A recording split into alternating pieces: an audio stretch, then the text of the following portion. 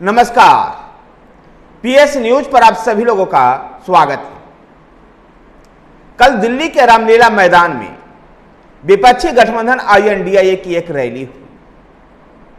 दरअसल यह रैली झारखंड के मुख्यमंत्री हेमंत सोरेन, झारखंड के पूर्व मुख्यमंत्री हेमंत सोरेन और दिल्ली के मुख्यमंत्री अरविंद केजरीवाल की गिरफ्तारी के बाद, जिस प्रकार से ईडी ने इन दोनों मुख्यमंत्रियों को गिरफ्तार किया है, जो देश में कुछ जनाक्रोश है, उसको लेकर के ये नेता एकजुट हुए।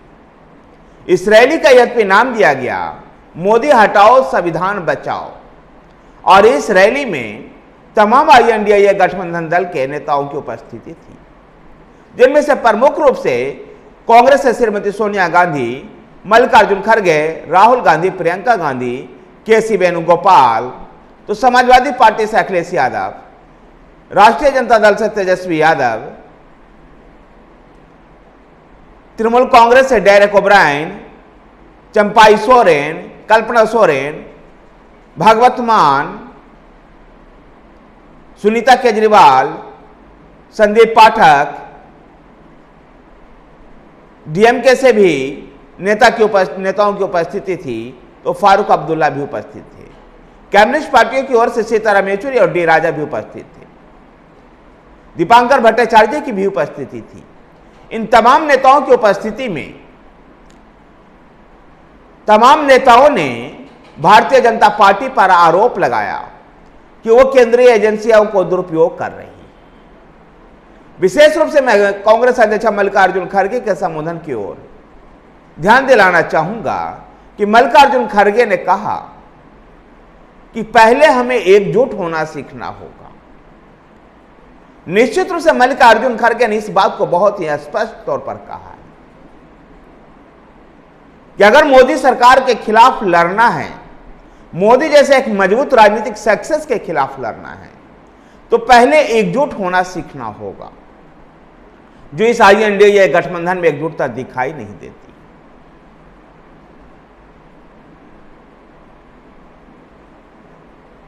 राहुल गांधी और तमाम नेताओं ने ईडी सीबीआई के दुरुपयोग का मुद्दा उठाया, लेकिन मैं कहना चाहता हूं,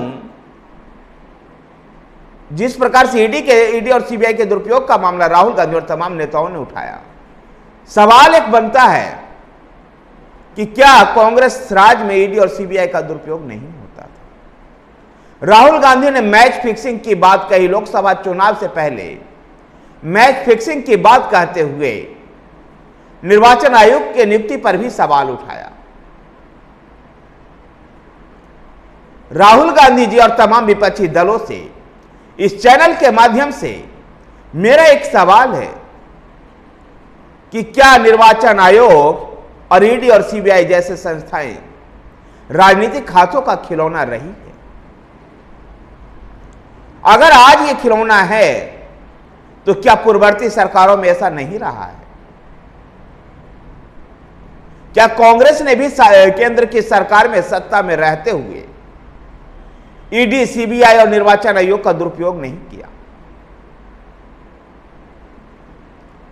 राहुल गांधी और तमाम विपक्षी नेता क्यों आखिर इस तरह के मनगढ़ंत बातें कहते हैं? अपने राजनीतिक प्रतिद्वंदियों के ऊपर हमला करते हुए वो भारत के संवैधानिक ढांचों पर क्यों आक्रमण करते हैं? क्या ये राहुल गांधी भूल गए कि ये वही निर्वाचन आयोग है जिसने 2004 में तमाम विश्लेषणों को देखें तो अटल बिहारी वाजपेयी सरकार जीत रही थी। अटल बिहारी वाजपेयी की सरकार जो चल रही थी केंद्र में, और उनकी पार्टी भारतीय जनता पार्टी चुनाव में जीतते हुए नजर आ रही थी, लेकिन जब चुनाव परिणाम आया तो भारतीय जनता पार्टी को चुनावी शिकस्त मिली। तब क्या निर्वाचन आयोग को अपने हिसाब से नहीं चलाई थी भारतीय जनता पार्टी ने? अभी पूर्व निर्वाचन आयुक्त एसवाई कुरैशी ने बहुत ही साफ तौर पर बातें बताई कि अगर भारत निर्वाचन आयोग स्वतंत्र नहीं होता तो कांग्रेस कभी चुनाव नहीं हारती। तो आज भी निर्वाचन आयोग उतने ही स्वतंत्रता है, और जिस चुनाव आयुक्तों की नियुक्ति पर आप सवाल उठा रहे हैं कि चुनाव से वक्त पहले निर्वाचन आयोग की नियुक्ति सरकार ने की,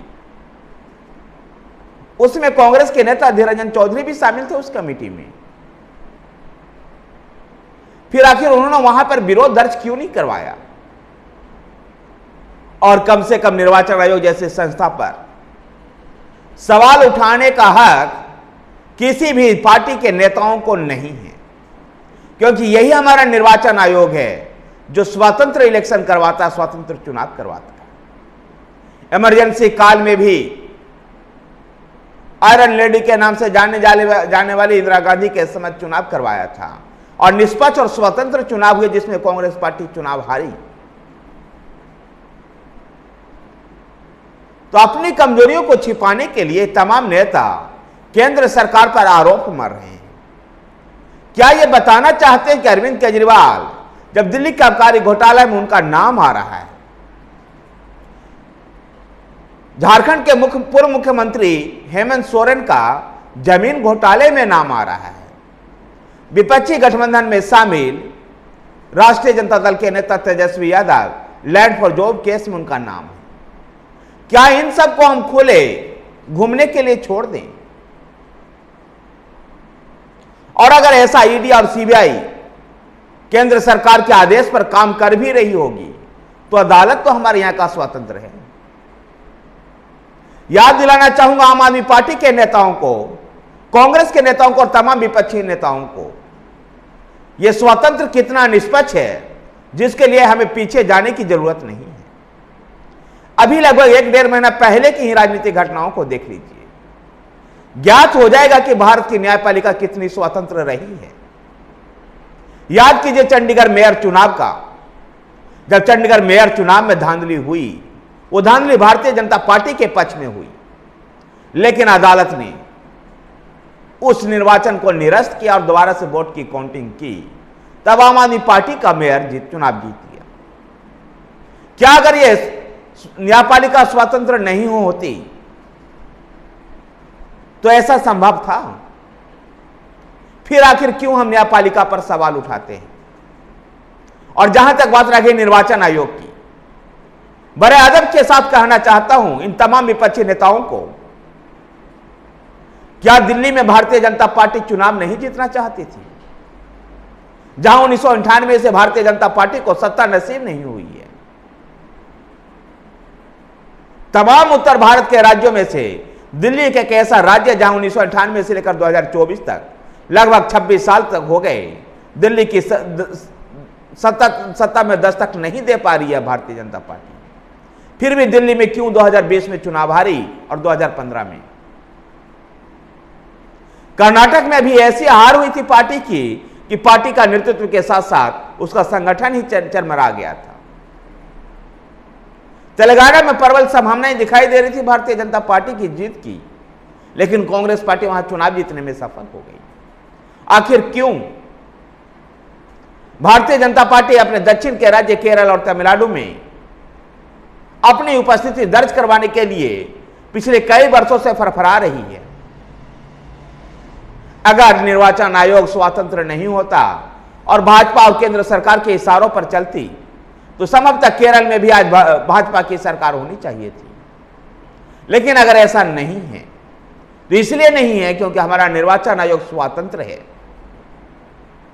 उसको किस पार्टी को कितने दिनों तक और कौन सी पार्टी कैसे संघर्ष कर रही है, इससे कोई मतलब नहीं है। निर्वाचन आयोग हमारे यहां स्वतंत्र होकर के काम करता है और यह बड़े से बड़े मजबूत से मजबूत राजनीतिक दल को भी जो चुनाव परिणाम आता है उसको घोषित करती है। ऐसे में निर्वाचन आयोग पर सवाल उठा करके भारत के संवैधानिक ढांचे पर यह सवाल है और ये रैली करते हैं मोदी हटाओ संविधान बचाओ। पहले खुद तो संविधान पर विश्वास करना सीखें, संवैधानिक संस्थाओं पर विश्वास करना सीखें, नैतिक मानदंडों पर खरा उतरें। क्या ये विपक्षी गठबंधन को जब भारतीय जनता पार्टी के लोग कहते हैं ठगबंधन है तो क्या उचित नहीं लगता है? यह गठबंधन किसी राजनीतिक उद्देश्य से कम बल्कि अपने भ्रष्टाचार को छिपाने के नाम पर ज्यादा है। और यह मैं ऐसा इसलिए कह रहा हूं क्योंकि इस विपक्षी गठबंधन में शामिल तमाम लोगों पर किसी न किसी तरह का करप्शन का आरोप है। दिल्ली के आबकारी घोटाले के बारे में एक और बात मैं आपको बता देना चाहता हूं, जो कम्युनिस्ट पार्टियों के मुंह के द्वारा से निकली है, विशेषकर केरला के मुख्यमंत्री पी विजयन के मुंह से, कि कांग्रेस पार्टी के कारण ही आज अरविंद केजरीवाल को जेल जाना पड़ा है। 5-6 महीना पहले के राजनीतिक सिचुएशन को देखिए, तब दिल्ली में आम आदमी पार्टी और कांग्रेस एक दूसरे के खिलाफ बोला करती थी। दिल्ली प्रदेश कांग्रेस के अध्यक्ष उस समय हुआ करते थे अनिल चौधरी। अनिल चौधरी कई ऐसे डॉक्यूमेंट सामने रखे मीडिया के सामने भी, जिसमें वो अरविंद केजरीवाल को दोष देते हुए नजर आए। सवाल इन विपक्षी दलों से है, सवाल इन विपक्षी दलों से देश पूछ रहा है कि आखिर संविधान का खतरा कहां से है? क्या इनकी सीटें कम आ रही है इससे? अगर आपकी सीटें कम आ रही है, आप जनता के बीच में जाकर राजनीति कीजिए, मेहनत कीजिए, अपने आइडिया और विचारधारा से लोगों को प्रभावित कीजिए। लेकिन आप केवल खोखली बातें और दिव्या स्वप्न वाली बातें कहेंगे, जनता भरोसा नहीं करेगी। भ्रष्टाचार के विरोध में जो जीरो टॉलरेंस की नीति सरकार ने अपनाई है, खुले दिल से मैं उनका समर्थन करता हूं कि इसी तरह का करप्शन के आरोप में, करप्शन केसेज में किसी भी प्रकार का टॉलरेंस ना अपनाया जाए। अगर भाजपा के भी कोई नेता इस तरह के करप्शन में पाया जाता है, तो पार्टी को आगे बढ़कर के सर्वप्रथम उनके खिलाफ कार्यवाही करनी चाहिए। दिल्ली में जिस प्रकार से तमाम विपक्षी लोगों ने रामलीला मैदान में मोदी सरकार के ऊपर आक्रमण का प्रयास किया, प्रहार किया, राजनीतिक दृष्टिकोण से उचित है, लेकिन संवैधानिक संस्थाओं पर सवाल नहीं उठना चाहिए। इस वीडियो के माध्यम से मैं अपने तमाम व्यूअर्स को और कांग्रेस पार्टी और आम आदमी पार्टी के अगर किसी कार्यकर्ता तक मेरी आवाज पहुंच रही हो, तो उनसे आग्रह करना चाहूंगा कि पहले संवैधानिक संस्थाओं पर विश्वास करना सीखिए, उसके बाद संविधान बचाने की बात कीजिएगा। न्यायपालिका, निर्वाचन आयोग जैसे संवैधानिक संस्थाओं पर विश्वास करना होगा। और इस बात को भी मैं आश्वस्त कर देना चाहता हूं कि ये संस्थाएं कभी भी किसी सरकार की कठपुतली नहीं हो सकती है, न कभी रही है पास्ट काल में, और न कभी हो सकती। और इन एजेंसियों पर, इन संगठनों पर हम सभी देशवासियों का नाज है। 1951 में सूर्य कुमार सेन से लेकर के टीएन शेषन, एस.वाई. कुरैशी और बी.वी. लिंगदो जैसे निर्वाचन आयोग इस पद पर जब बैठे, तो निर्वाचन की महत्ता को समझा। ऐसे में इन दलों को कम से कम भारत के संवैधानिक संस्थाओं पर आवाज उठाने का कोई हक नहीं है। राजनीति कीजिए, नेताओं के खिलाफ टिप्पणियां कीजिए, सरकारों के खिलाफ बयानबाजियां कीजिए, लेकिन संवैधानिक संस्थाओं के खिलाफ आवाज उठाना निहायत गलत है। धन्यवाद साथियों, वीडियो को लाइक कीजिए, शेयर कीजिए। हमारे साथ बने रहने के लिए हमारे चैनल PS न्यूज को सब्सक्राइब कीजिए। धन्यवाद।